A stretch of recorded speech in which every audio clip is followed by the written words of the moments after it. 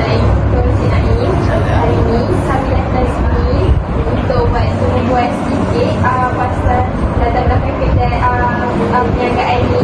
Dan korang nak Cik Naim dan Cik Naim sikit kita latar belakang perubahan perniagaan ini.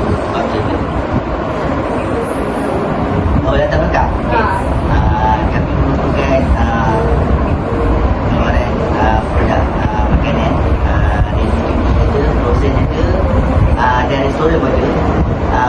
Untuk perniagaan kami, kita ada kilang dengan restoran. Dari segi produksi kilang, kita ada berasaskan makanan seperti rendah tu berbagai jenis, ayam, daging, kambing, lesen. Selain itu kita pun ada produk pau tu kita sampai kedai RNA ada, dekat ejen ada. Kita ada pau ayam, daging, ayam, kacang semua ada lah. Cuma signature kita ada pau rendang tu, yang tempat ni tak ada lah.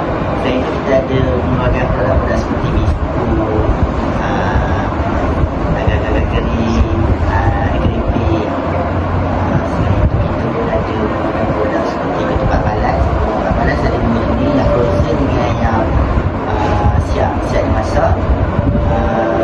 Selain itu kita pun ada menyediakan perkhidmatan seperti kalau kata dekat kilang kita ada mesin retot, mesin paste. Kerana kalau ada rakan-rakan usahawan mana-mana yang nak buat servis daripada kami ada lah sedia kan, seperti penyimpanan produk sesuatu dalam kurung berdena. Selain itu kita ada servis mesin retot kalau berasaskan makanan lah.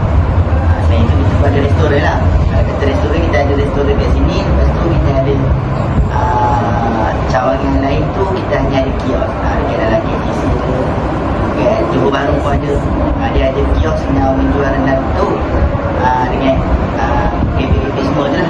Lemak ada 3 tempat lah. Selain tu sebelum ni kat RNA ada, tapi kat RNA kita ada 5 kedai tapi dah tutup dah.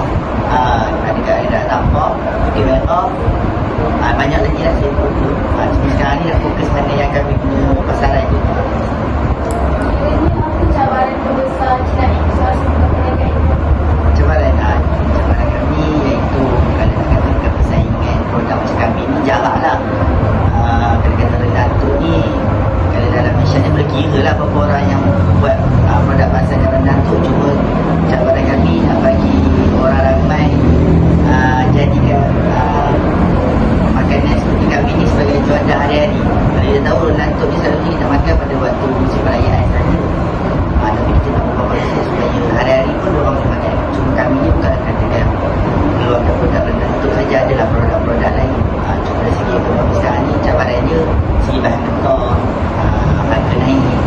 Cuma kita dapat bisniskan kawalan harga kepada orang boleh dapat nikmati bila-bila masa lah. Tak ada kata kita boleh terlalu makan. Macam tu lah. Macam mana Cik Naim tersuka idea nak buka restoran ni berasal dari nak? Kalau untuk restoran pula, sebelum ni kami dekat kilang tu memang ramai. Kilang tu dah lama dah, hampir 5 tahun. 5 tahun belakang ni ramai ingatkan kami ada buat. Dia orang datang kilang tu boleh terus makan lah, tak ada. Sebenarnya dekat kilang tu saja hanya untuk production saja. Bukannya nak katakan customer boleh datang makan tau. Dia salah. Kadang-kadang nak penonton tak? Sagi-sagi. Balik soalan, tahu soalan apa tadi? Oh, okey, pencetusnya. Lepas tu bila dah orang ramai datang kilang, 3 tahun belakang ini dan 3 tahun sebelum ni kami planning nak buka restoran. Sebelum ni dalam Malaysia, dalam Perak tak adalah buat rasa. So kilang kami belakang ni. Selain itu kilang kita tempat lain pun ada. Depan ni kawasan Selera Maru. Belum jauh lah kata. So kami tengok rumah ni macam sesuai kena dengan produk dan tu tu yang dicetusnya dia nak buat kat sini. Walaupun cabaran dia selalunya restoran buat kat kedai kan, jangan kat rumah. So kami buatlah kat rumah jadi klien dia. Lepas tu mendapat sambutan sampailah sekarang. Cik Naim menangani di sini dan berfungsi dalam kerja. Oh, dari segi pekerja lah. Dari segi pekerja kami ada sediakan SOP. Sebelum SOP dari segi pemilihan pekerja, kalau tak cari pekerja pun mesti akan buka lah kriteria jawatan yang kami tahu. Sebelum kami nak accept kerja tu, kita adalah sesi-sesi interview.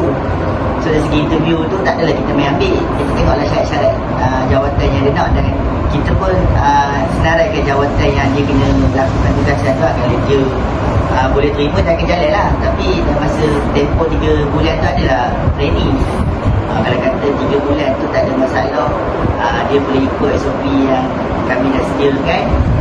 So itu antara cabaran pertama kita dah lepas lah. Maksudnya pekerja ni bukan lagi ada kata kalau kita tak ada sediakan SOP macam tu, main ambil je bekerja. Bila dah kerja, sebelum interview semua boleh, bila dah kerja jadi ni tak boleh, itu tak boleh. Itu cabaran yang pertama, kita kena interview dulu lah. Lepas tu bila dah lepas tu, kita adalah sediakan kita berapa je KPI, dia orang punya allow tiap-tiap bulan. Dia orang kalau kata orang kata apa yang syarikat tetapkan, dia orang boleh ikut dan boleh bagi